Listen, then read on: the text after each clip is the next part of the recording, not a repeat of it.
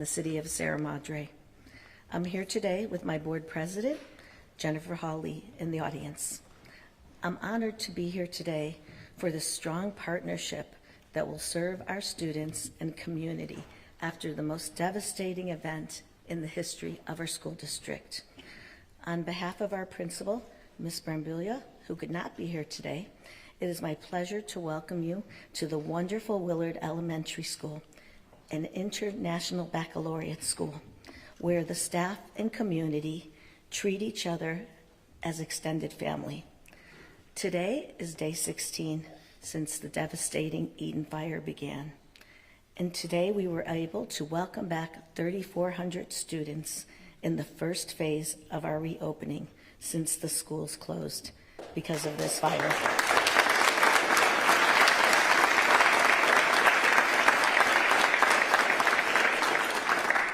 The leaders of the cities and the Pasadena Unified School District have worked tirelessly together, and all students will return to school by January 30th, if not earlier.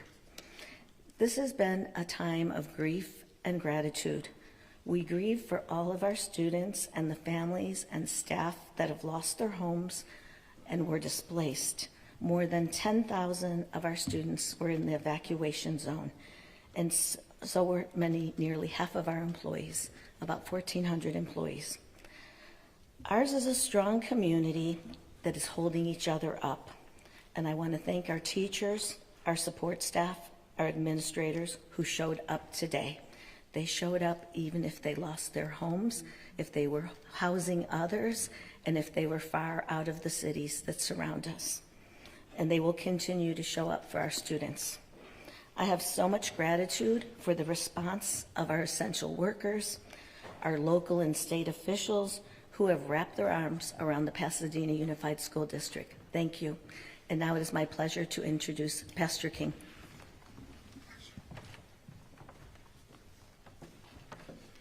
There's a blessing in this house for you.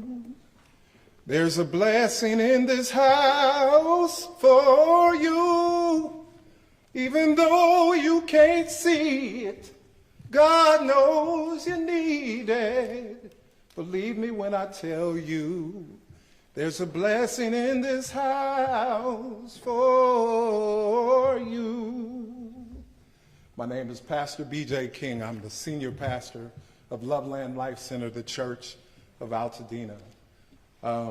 I just came because I wanted everyone to see that we're together, that we're moving together, we're working together. But here's the thing that I want you to know. I want you to know about Marlis Gordon. I want you to know about Tina and her husband, Mikko, who fought the fires all night long to save their house, and now they don't even know how to return because it's the only house left standing. I want you to know about Beverly and Wynn, beautiful couple who unfortunately died 2 weeks before this, and then the mortuary was on fire and people were outside screaming, hoping that it wouldn't burn down. The reason that I give you these names, the Sage family, all of them lost 4 homes and 3 businesses because we very easily will count the structures and forget that each structure represents a family. Altadena is a city of generations and generations. Most people that live in Altadena's houses got passed down from grandma to so on and so forth. Beautiful, beautiful people who are on the ground. Sunday, we got out and just jumped out and started praying for our troops and our first responders because they're going through this too. So it's important that you realize that a lot of us have just taken the initiative to be boots on the ground every single day because we're experiencing something we've never experienced before. It's hard to combat something that you've never fought before, but I know a mighty God. And so we serve, and we are just elated to be here every day. I feel guilty putting on a suit today because there's so many of my friends who's lost their homes, who's lost their churches, who's lost their businesses. We feel guilty shaving, you know, because there's some people that don't have it. So I wanted to come and make sure that the governor's office, who is very, very gracious, and they're working very, very hard. I've been in closed-door meetings that most people would never know about. And some of the stuff that was talked about in those meetings were on the news in the morning, passed as legislation. So we want everybody to know that we're stronger together. We get better together. And with that being said, I'd like to introduce you to Speaker Rivas. God bless you.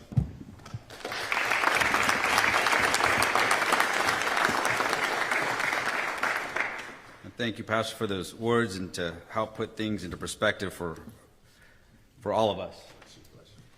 You know, last week, my colleagues and I, John Harbedian, who represents this region, who's here, we made a commitment to act quickly, to act urgently, to help those affected by these catastrophic wildfires. And now we're here this afternoon. We're delivering on that commitment. Urgent action. $2.5 billion to help the people of LA immediately. This critical funding will expedite the cleanup of devastated neighborhoods like nearby Altadena, where so many of our communities of color have been, they're displaced. In Palisades, thousands of people have lost their homes, lost their livelihoods. And this funding also accelerates planning to rebuild LA schools, and speeds up inspections and permitting to help rebuild homes. I want to thank our governor for his leadership. I want to thank the Pro Tem, Mike McGuire, all of our colleagues in the legislature, our fellow lawmakers, especially from Los Angeles, for moving quickly to get things done for LA. Last week we spent time here on the front lines in fire-wrecked areas. And there are no words to describe the devastation and the loss. We are grateful to all the firefighters, emergency responders who put their lives on the line. I'm also inspired and absolutely moved by the response from Angelenos. So many people across our state, people who have opened up their homes, who have volunteered and continue to volunteer, who have come together to help.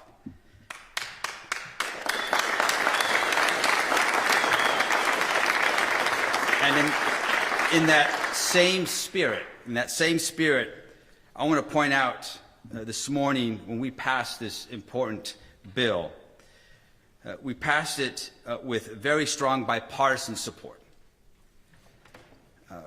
Bipartisan support for a recovery package that, I think everyone in our legislature understands the urgency of this moment. And I hope that the federal government understands that urgency as well. This is not the time for politics and some political games and finger pointing. We need to come together to rebuild this great American city.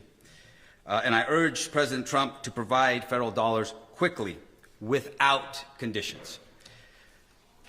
This funding is an important first step for LA. I know that we will be here. We will keep working. We will keep listening to the people of Los Angeles to make sure that they have what they need to recover and rebuild. And with that, I want to invite up here the Pro Tem of the Senate, Mike McGuire.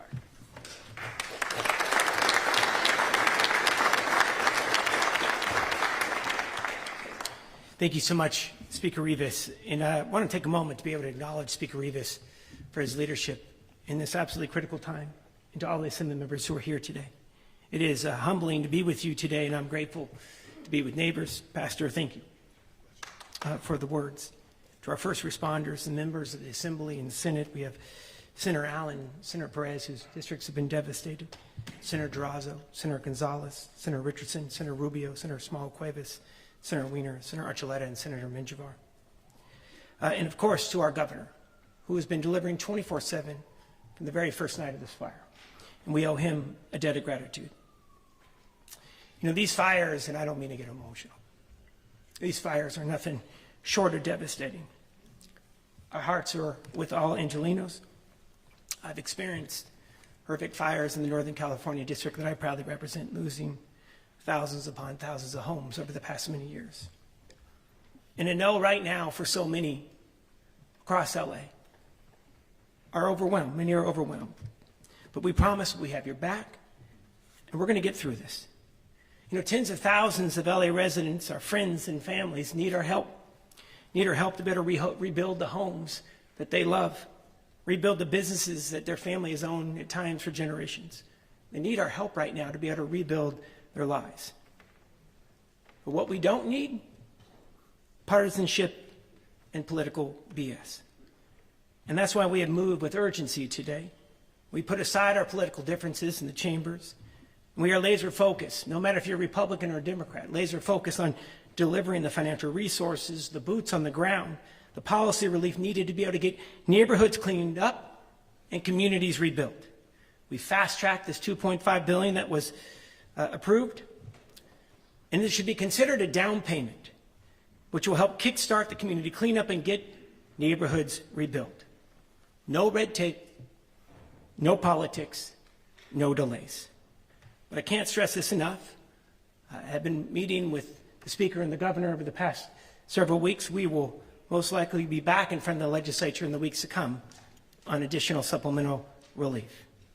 And these dollars, we firmly believe, are going to be reimbursed by the federal government. But speaking of the federal government, I think it's critical to note this. These wildfires that we've seen do not discriminate, no matter what your income level may be or your party affiliation is. Here's the truth. No matter if you lose your home to a hurricane in Florida, you lose your business to a flood in Louisiana, you lose your ranch to a brush fire in Texas, we're all Americans first. And as Americans, we go through tough times as a country. And there are moments in our lives where the challenge is bigger than one community, one county, and one state. And California is going through a tough time. But here's what I know. The cleanup and rebuild may be tough in the months to come. There's so much loss. But survivors are strong. People are resilient. Folks can endure a lot. They just need to know from all of us that California and all of America are standing with them. And this $2.5 billion is a clear commitment that we've got your back, LA. We've got your back now. We've got your back in the months and years to come. Your rebuild, your comeback is California's top priority. It is now my distinct honor to be able to introduce the great governor of the state of California, Gavin Newsom, from day one. He's been here for LA. He is delivering for LA. He's determined to rebuild LA. No expense has been spared. No need has gone unmet. Time and time again, our governor has shown what leadership looks like in the face of unrelenting disasters. For the past 6 years, he has been active, engaged, and delivered in every corner of the Golden State. We are grateful for you, Governor Gavin Newsom. Thank you, Mr. President. Thank you, guys. I haven't had a chance to turn around and express my gratitude to each and every one of you, particularly the men and women in uniform that have been working tirelessly, including just got back from the Hughes Fire, Incident Command up there with our U.S. Forest Service and L.A., city and county firefighters, CAL FIRE. The job they did last night, 4,000 personnel putting out that fire, saving the community. Had we not had the resources all assembled in this region, the success of last night and this morning would not have materialized. And it's just a reminder of the moment we're in, the moments that we are confronted with today, tomorrow, as we work through what we hope is the last of the red flag warnings, the PDSs. And we hope to enjoy a little bit of respite this weekend with a new challenge, and that is a little bit of rain and the issues that will transpire as a consequence of that. But I'm here with the spirit that I think defines the comments of all of the speakers. Pastor, I appreciate you saying we're all moving together, we're all working together. In the spirit of what the pro tem said, I will add this: we're all in this together. I'm mindful, just a few days ago, we celebrated Martin Luther King Day, who reminded us that we're all bound together by a web of mutuality. And I think that's the spirit that defines this moment and the urgency that brought the Assembly and the Senate together and brought members not only of both houses together, but both parties together. I want to thank Tom Lackey for being here, in particular. Took the time to come down as an expression of bipartisan support, not just supporting this bill. I want to thank the Speaker and the Pro Tem for their fierce sense of urgency to move this forward, to the budget chairs that are here. I want to thank them. I want to thank everybody that cleared the deck, didn't play politics with this, that recognized that people are in need. And as the pastor reminded me and others the other day when we had a faith meeting, people feel helpless, but not everybody feels hopeless. And I think this is about distilling a sense of hopefulness. The pro tem didn't tell you, a little bit, I'll fill in a little bit more about the history of his district and the Tubbs Fire and the impact time. We thought 2017, we'd never see a fire like that again until 2018. And 85 people lost their lives in the Camp Fire, 18,000 structures. It's remarkable. I was reminded by the pro tem and others, 80+% of Coffee Park, community impacted by the Tubbs fires, are back. Kids are back in school. Just 2 weeks ago, one of the largest insurers in California announced they were reinsuring homes in Paradise, California, because the community is moving back in. So I say that, again, to distill a sense of hopefulness about the moment we're in and the stress and anxiety so many people are feeling. And so that's the why. That's why we're here. This money will be made available immediately, $2.5 billion, as was said by the Speaker, for ongoing operations and disaster recovery, debris removal, work on logistics and traffic management, address all the myriad of issues that we're facing in real time. But we want to get these dollars out in real time, so there's no anxiety and stress associated with that. We'll be talking a lot more in the upcoming days about next level philanthropic efforts. We'll continue to do more to raise the bar of expectation and excellence as it relates to the work that FEMA and the SBA are doing, the work that our state and local partners are doing at the DRCs, and continue to be mindful in closing that we need to fill the gaps, but also the gaps of understanding. Altadena is a very different community than the Palisades. Altadena is a special community in every way. Every community is special, but few communities like Altadena. Pastor talked about generational realities, generational wealth, memories, moments, heirlooms passed on for generations, and a community that just wants to know we have their back, not just today, but that we're going to be back when all of you are gone, the cameras are gone, and over the course of the next months and years, and make sure they come back, that this community is not displaced, that people don't come in and take advantage of a crisis. And so I want to just express a deep understanding and appreciation, a recognition of that, and a deep recognition of our responsibility to provide for this community in a unique and culturally competent way. With that, I'm honored, thank you, to sign these two bills appropriating $2.5 billion effective immediately to the communities impacted by these wildfires. Thank you all very much for all your hard work.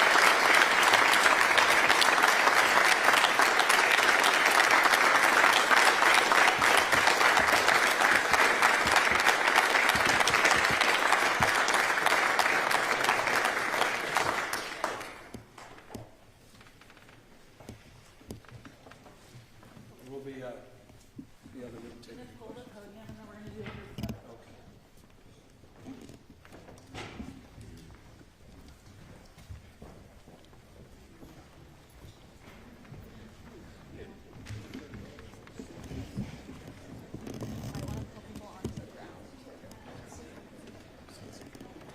Charles, do you want anyone on the ground or anything? Yeah. If we can have some folks on the